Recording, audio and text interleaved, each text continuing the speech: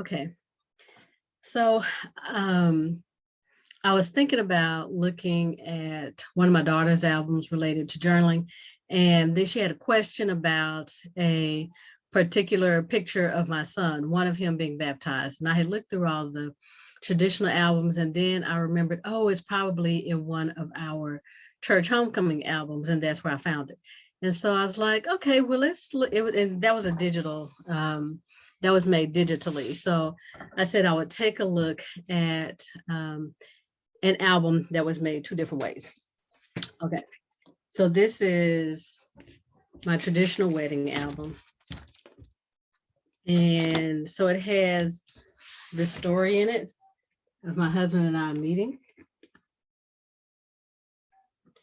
And it's a story that we would tell our children when they were young. Once upon a time, there was a man named Tony and a lady named Diana who worked at John B. Hood Middle School. I mean, so much has changed. That school, it doesn't even have that name anymore. And I wasn't really taking pictures like that at that time. And so, the secret that you'll know is after he proposed, then we did all these like little photo shoots around the house or whatever, the things that we would have been doing while we were dating beforehand. And then that Chili's thing that is there because that's where he proposed. Lives in Dallas, but preaches 2 hours away in Bremont. And when he would get back in town, he would ask, hey, can I take you out to eat or let's go to a movie? And so since Chili's was our spot, then that's where he proposed. This is the wedding dress. And so it was actually made when I was a debutante. And my mom was like, why are you taking so long picking the dress? I'm like, well, we had to have this type of sleeve. I like this bodice and I like this skirt. And so she put the pictures together and made a collage. So that's what you're seeing there is a collage. You can tell I got a ring light because it's messing with the glare. Okay.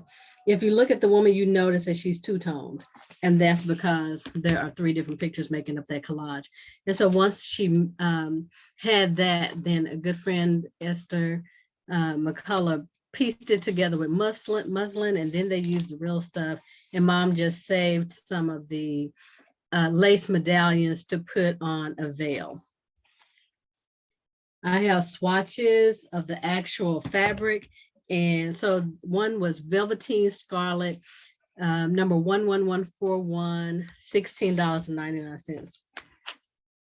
We did the little glasses with bird seed in it. And, so the bridesmaids would come over sometime.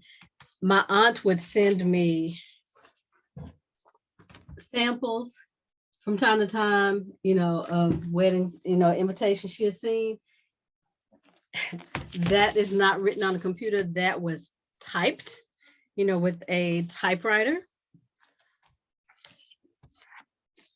This is a photo shoot of the picture for the paper along with the paper, the picture that was in the paper. And then over here you see the bridal registry from Dillard's. My mom was so excited. We went through Dillard's and you didn't have the little gun and all that kind of stuff. You had to write stuff down and then they would go through and put it into the computer and print out your sheet. And so we went to Dillard's, and then after that at Red Bird Mall, right across the way was Foley. She's like, okay, let's go in here now. It was the first time in 20 years I just sat down in the floor. I was like, Mom, you make me tired. But she had lots of energy, very excited. And then there are pictures of the different bridal showers and my husband, him in his room with the fellas, and then us in the bride's room. We had Babs and Debs, 2 women from our church who directed the wedding. And it was so funny. There was something particular that I wanted to do that my mom said was not traditional. And she had said, well, you'll have to decide whether or not you really want to be a part of this. And that is, my sister is an accomplished percussionist, and she was going to double stick on the marimba Ave Maria, and I wanted to be there. She's like, once the bride is in there, no one leaves the line. I'm like, but I want to hear her play. And she said, you can listen from the hall. I'm like, Miss Barbara Jane's not gonna let me stand in the hall. And so they were like, she's the bride and whatever she wants to do. And then what you may notice is that once I got to the actual ceremony, I've switched to black pages.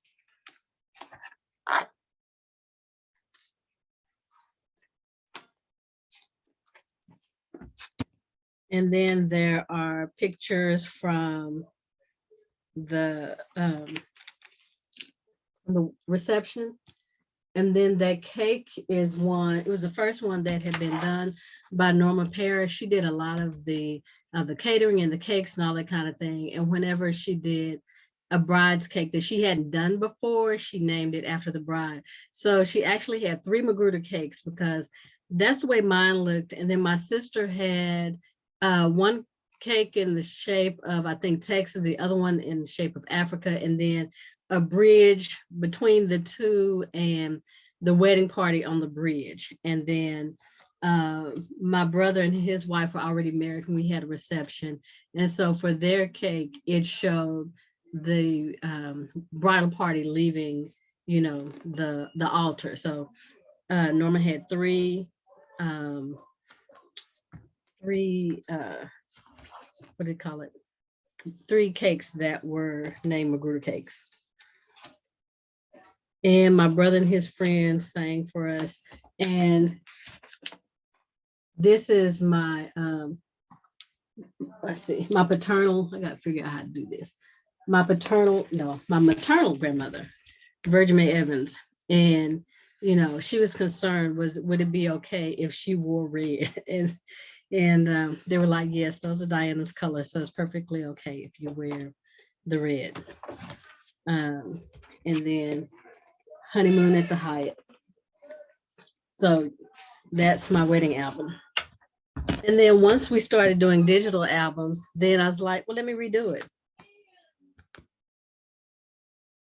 And so this is my wedding album done traditionally. So for one thing, check out the difference in the sizes.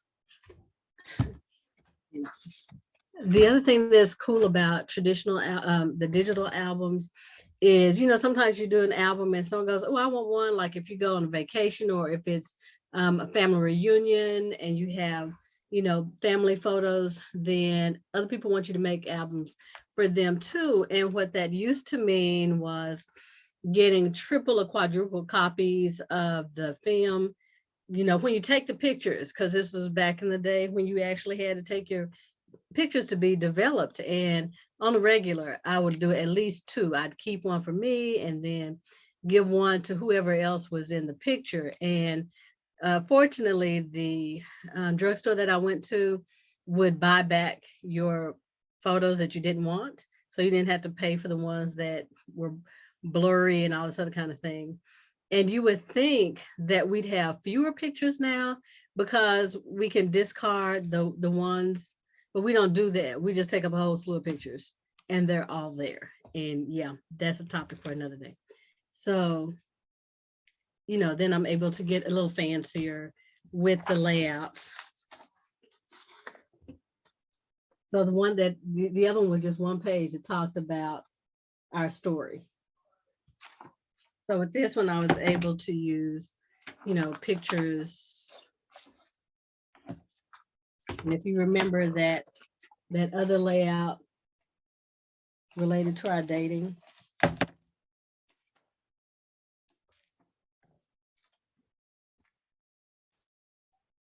And so I have the collage on there. What I had to do is take a picture of it and, with some pretty good resolution. I don't have the entire wedding registry, but you can still see a part of it. And then the different pictures from the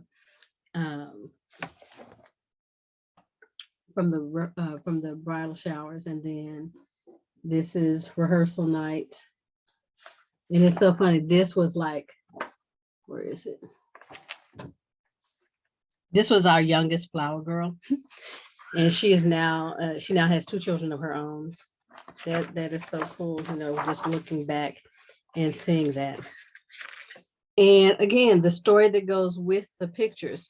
So right here, I am still in my sweats and my tennis shoes and rollers in my hair. And my mom was like, when are you going to get dressed? And I was like, but if I get dressed, y'all not gonna let me help. And also the other thing is she had tried to throw those tennis shoes away, but I found them. And so I, can have the story there.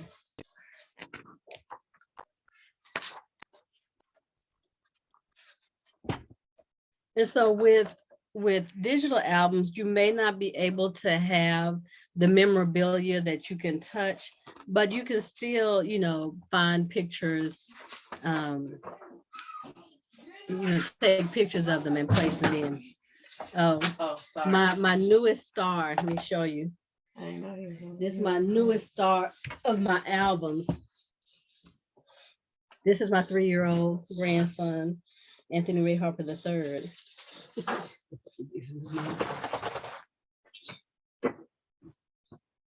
Hanging out with his auntie Neva. And then you have I love stickers. And so you have such a wide array of stickers that you can use, True story related to stickers. My husband was at the dining room table, paying bills, putting, writing the checks, putting them in the envelopes. And Geneva was probably about 4 at that time. And she was sitting next to him. She had her paper, her markers, glue, just diligently working on her own project. And when she got done, she said, "Hey, Dad, look at my picture that I did with the stickers." She had used his postage stamps to for her multimedia creation, so her mixed media creation. So when you're working on albums, if you like to cut the paper and have the borders, and this is one of my simpler ones, then that would be the traditional option.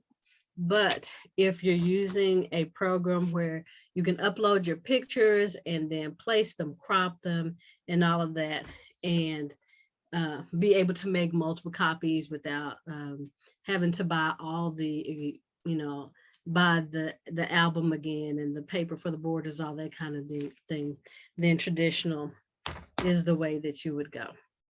And so when you're talking about getting those family albums together, as we were talking about it, or choosing your top 10 or 12 a month, as a foundation to kind of start out with, because of the way that we take pictures, it's already ready for the digital. All right. And so that's been another episode of Memory Keeping Monday.